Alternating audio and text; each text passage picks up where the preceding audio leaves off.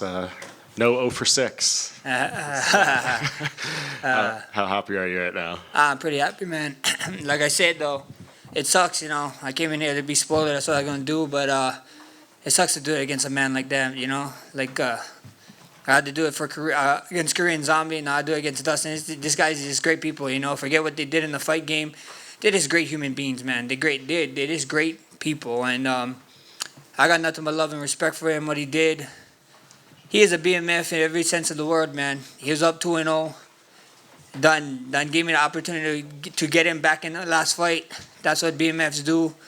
And this guy got to walk out with Weezy, bro. He got Weezy to put the belt on us, so that's pretty amazing. Yeah, definitely. How different did he feel in there compared to 2019? Maybe not obviously the first fight, but the second one.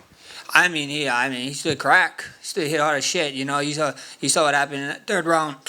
I mean, in the first round too, I was like, oh yeah, I got him, and then I was like, what the hell, bro? This guy kept coming back. You know, I kept forgetting that this is a retirement fight. His name is the Diamond, so I'm happy we got to give the guy the 5-round roar. You know, I mean, I hope you guys gave shit to Dustin, not Dustin, but to Dana. How the hell did we not get fight of the night, bro? What is he thinking, bro? What? Come on, Dana. Yeah, I said something to him. Yeah. He didn't give you an extra one, sorry. Would have been unfortunate, too, because I think Dustin's tied for the second most fight of the night, so it would have given him a record on the way out. But nevertheless, you got the win and handled it super gracefully. How hurt were you in that second round? And I guess how happy are you that you could show, you know, all the questions about your chin, you can make it through a hard shot and come back, win the fight? I mean, yeah, I was pretty hurt, bro. I can't say nothing, you know. At the end of the day, I was calm, I was cool. I was just chilling, so I was happy that we got it done over there. Yeah. If he didn't go for that guillotine and kept punching, would he maybe have you in real trouble there? I don't know. I don't know. I couldn't tell you, you know. But when he grabbed my neck, I was like, not today, sir. Not today, bro. You ain't getting your bronze statue in front of your house. Not on me, bro. You already submitted my ass one time. Yeah, for sure. I guess how much did you learn from the Volkanovski trilogy that you were able to take and to apply to Fight 3 here? I mean, nothing really, bro. This is totally different guys, you know. I got to share the octagon with 3 guys, you know. I thought with the Volk fight, Volk is just a different animal, you know what I mean? And that trilogy, I thought I did enough in the second one, but obviously I didn't. And then the third one happened, so it is what it is. That's just history now, you know. There's no reason to be soaking in the past, you know, or worrying about spilled milk. Yeah. Well, I guess speaking of the past and thinking of the future, though, Dana was asked about a potential fight with you and Ilya again, and said it would probably be the BMF and the lightweight belt this time around. How much of a statement do you feel you made that you are the next guy in line at lightweight? I've been telling you guys all week, man. This sport is about moments. This sport is about having moments. I'm glad I went here. I did this moment, and we see what happens. You know, if it's Ilya, you know, the ball is in UFC court. You know, I mean, I'm down forever. If it's Ilya, it's Ilya. If it's the guy that he just beat, Oliveira, I have history with him. The whole top 10. There's a lot of fun fights for me here at lightweight, and I'm excited. And just recap the point down moment this time around. Dustin was saying you were both looking up at the clock. Yeah. When I saw Dustin looking at the clock, I heard my corner say 30 seconds.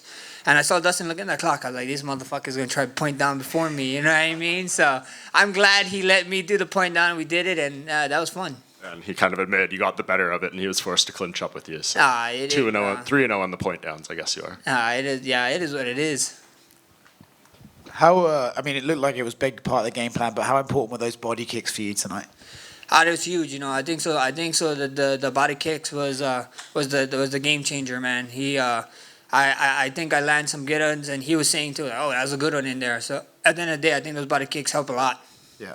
When we just saw you at this weight, and you said about, this camp, you really didn't have to worry about going back down and all that sort of stuff, so you could put on more size. It did look like you were hitting harder than perhaps we've seen you hit before. Did you feel stronger in there? Oh, for sure, bro, for sure. After I hit him in the first round, I was like, oh my gosh, we might be out of here early. And then, and he reminded me, you know what I mean? He reminded me, I'm the Diamond. This is my retirement fight. I ain't going nowhere. So that guy is tough as nails, man. Yeah. I remember in the lead up to the first fight with Ilya, he brought his own BMF belt and stuff like that. Now, after this point, do you think he's earned a BMF fight? Oh, for sure. You know, at the end of the day, when the UFC didn't put it up, it is what it is. You know, but it it just makes no sense what he's doing, walking around with it, whatever. You know, did you see Islam walking around with a champion belt after beating Volk 2 times? You know what I mean? Like, it is what it, like, the belt was on the line. Get over it, brother. You know, like, why you spend money on a damn fucking belt? You know, like, that's just crazy to me. I know you're rich now, but come on, that is a waste of money. When you point down to the ground and the other guy sort of it does end up engaging in the clinch, is part of you disappointed because they negate the moment, or do you think, well, I get it, I just landed about 5 punches on you? No, it happens. It happens. You know, I land a couple good shots. I mean, me and him was hitting each other with some great shots. You know what I mean? And I was just glad I got to get the better of him. I'm glad I didn't clinch, but if the shoe was on the other foot, you know, who knows? Maybe I would have clinched. But at the end of the day, I just happy he obliged, and I got to get the best of him. Congrats, man. Max over here. Congrats on the victory. Obviously, your coaches have played such a big part in your life, even though they're pretty low key. What's the biggest thing they've taught you outside of fighting? Just be a good person. Be a good person, you know, and they're great guys. You know what I mean? They keep me in check. I mean, they're.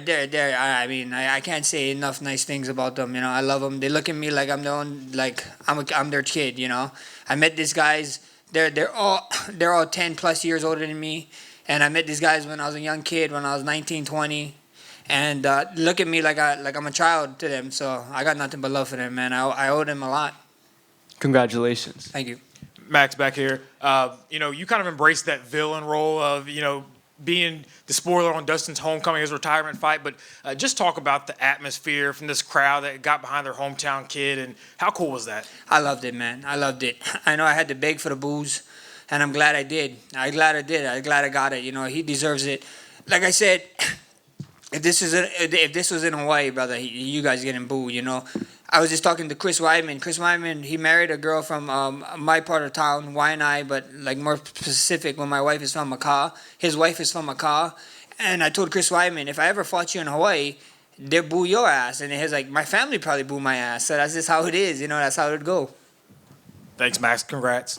Max, just one quick one. One thing that stood out about me after the fight was your son. He came into the cage. He went right up to Dustin, shook his hand, gave him a hug. Very respectful, man. Oh, yeah. How important is it for you to raise your son just like that, to be super respectful within the sport? Awesome. I think my son's a better person than me, to be honest. You know, he got his mother that takes really good care of him, my wife, Alessa, and he's a great human being, you know. And finally, at least the last time we saw him, he was crying. So I guess he got to get one back, at least hugging Dustin, not crying. Thank you, man. All good? Perfect. Thank you, guys. Ain't no funeral like I